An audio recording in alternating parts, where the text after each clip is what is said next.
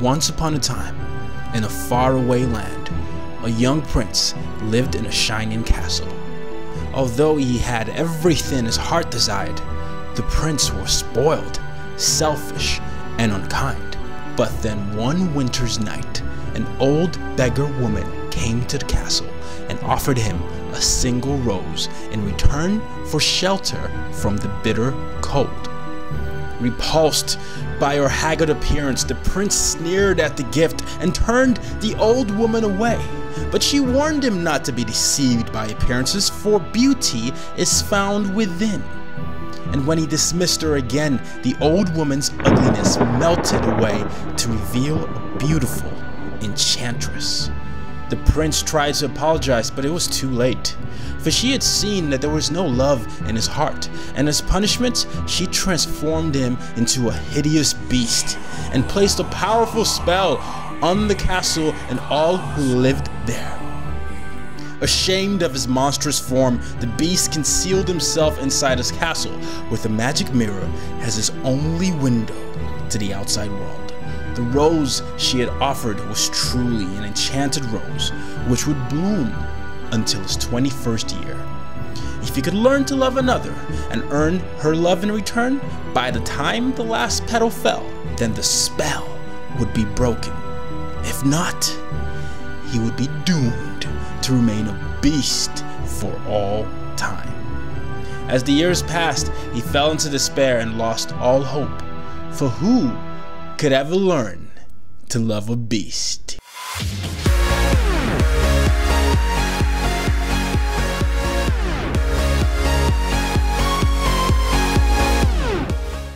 That was the epic opening of the greatest Disney movie of all time, Beauty and the Beast. I remember watching Beauty and the Beast as a 5-6-year-old and noticing that it was quite different from other Disney movies that I had watched previously. There wasn't a damsel in distress waiting for Prince Charming to rescue her and then ride off into the sunset. Instead, there was a bookish, strong, and brown-haired young lady who wanted more adventure in the great wide somewhere. She saves the prince. I would go on to watch it countless times as I grew older, and I realized that this masterpiece of a film is actually a mirror for society and culture today. Think about it. It talks about how society excludes the ones that are untraditional and rewards the bullies. Tell me that's not accurate of the world today. As long as you possess a certain set of characteristics, it seems like you're accepted. But what about the ones that dare to be different? They seem to be left out of the conversation. The lessons I learned from Belle, the principal character, have stayed with me from my days in elementary school up until now as a young man in the digital age. The story of an intelligent young woman freeing a beastly, selfish prince from a magical spell by teaching him to love influenced my youth and inspired me to want to do the same for the rest of the world. Today, we live in a time that rejects the unfamiliar and is quick to ostracize the foreign. So as I was thinking of today's episode, I thought to myself, why not use a tale as old as time to show us how we can make the world a better place? Here are some of the life lessons that Beauty and the Beast taught me. The first lesson is to live more than this provincial life. In the movie, Belle, the protagonist, sings that there must be more than this provincial life as she trots along the village. Her fellow villagers are shocked by this and wonder out loud, why is she so odd?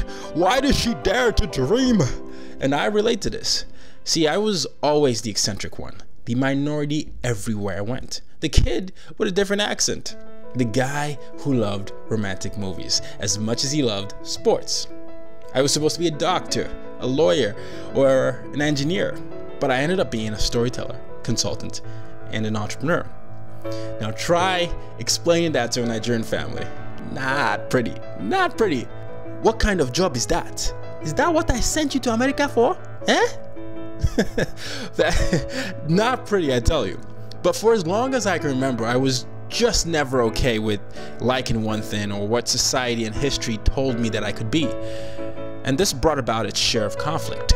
I would go on to lose friends, girlfriends, and have countless arguments with family and friends, but I had to explore my own curiosities about the world because I knew there was much more than this provincial life. So how do you live more than this provincial life? You do that by tapping into your inner curiosity and making learning a lifelong habit. Start with your interests and determine what topics around those interests that you want to master.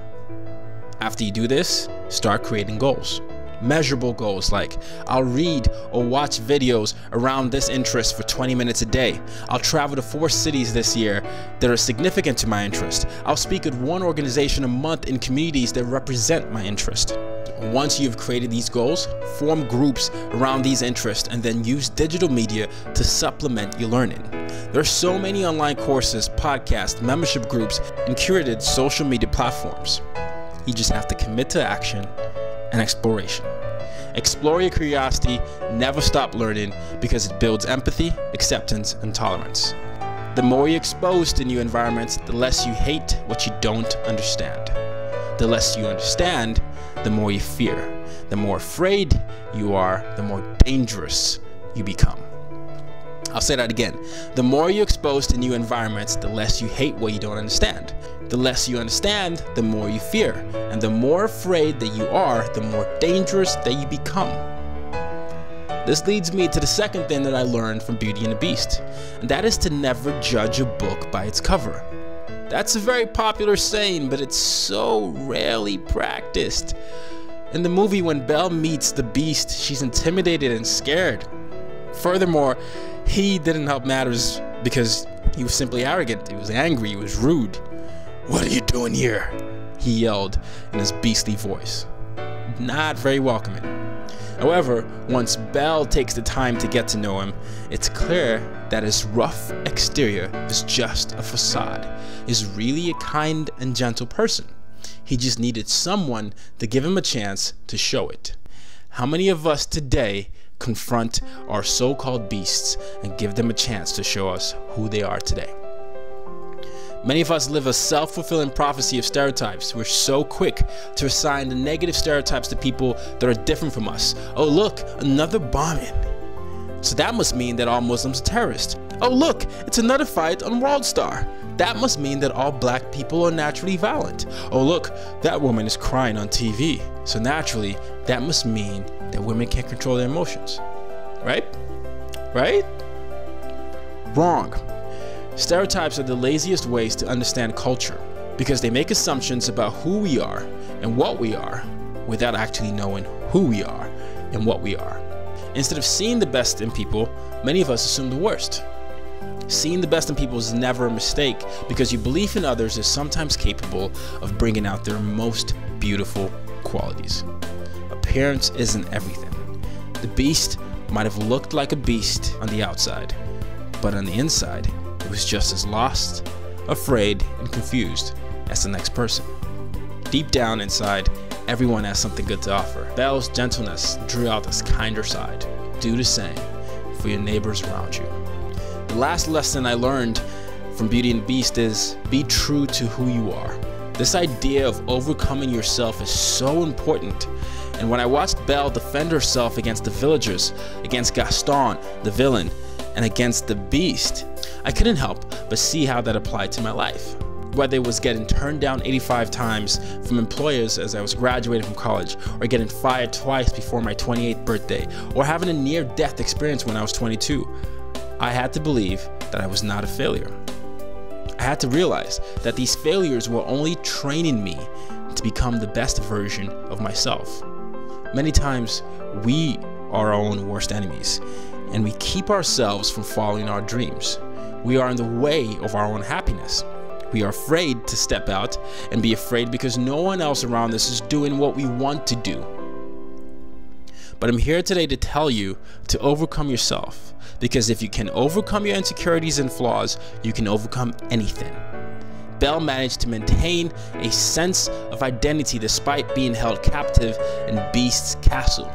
Even before that, she resisted the town's rejection of her interest in reading and didn't allow the opinions of others to influence the way she felt about herself or her actions or a family. Standing out because you're not like everyone else isn't a bad thing. It means you're an individual. Embrace what makes you different, because it's also what makes you special. Now, I'm sure many of you have been questioned, ridiculed, and made fun of because your dreams are much bigger than your family members or friends ever dreamed for you. But I'm here to tell you that your life is yours and yours alone. Don't let your fears get in the way of new experiences. Life can be scary, yes, but pushing yourself outside of your comfort zone makes you a better person. Don't limit yourself to what you think you deserve. The world does not benefit from you being small. You are forced to be reckoned with. Don't underestimate your power. Your voice matters. And when people tell you you can't do something, use it as motivation to prove them wrong. Belle is made fun of for reading and questioning her way of life. Beast is made an outcast and ridiculed for his appearance. And in contrast, Gaston is praised for his aggressive and primitive and bullying behavior. If we want a better world, we have to stop rewarding the bullies, get to know the outcasts, and love ourselves. Do these, and maybe you see something that wasn't there before. Alright, those were 3 lessons I learned from my favorite Disney movie of all time. If you're new to the channel, be sure to head over to the subscribe button to subscribe, and make sure you click that little bell so you're notified of every single one of my updates. I usually talk about cross-cultural issues, diversity, inclusion, and global affairs. So look forward to seeing you and saying hi to the new subscribers, and to the old subscribers, you are amazing and I love you. Till next week, use your difference to make a difference.